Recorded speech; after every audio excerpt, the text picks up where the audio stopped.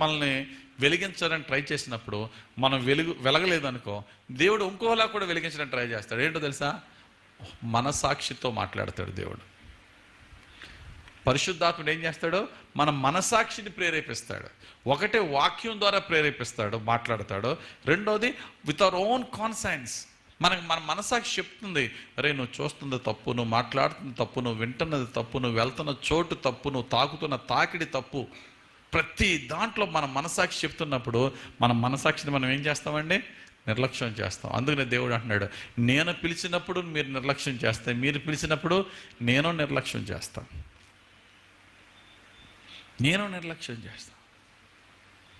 ఈరోజు మార్నింగ్ మా ఫాదర్ ఒంట్లో బాగాలేదని కబురు వచ్చింది నాకు గబగబగా నేను మేడ మీద గబగబగా బెడ్ మీద లేగడం పరిగెట్టుకుంటూ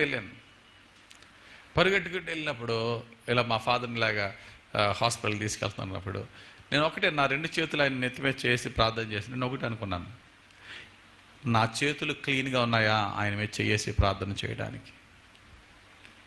మనం ఎప్పుడైనా సరే ప్రార్థన చేస్తున్నప్పుడు మన ప్రార్థన దేవునికి అంగీకారం ఎప్పుడు ఉంటుందంటే our hand should be clean.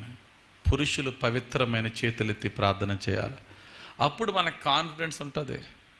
నాలో నేను అనుకున్నాను, అయ్యా రాత్రంతా నీతోనే గడిపాను ప్రభా, రాత్రంతా నీతోనే గడిపాను ప్రభా, ఆ చేతులు వేసి ప్రార్థన చేస్తున్నాను ప్రభా. మనకు ఒక కాన్ఫిడెన్స్ ఉంది.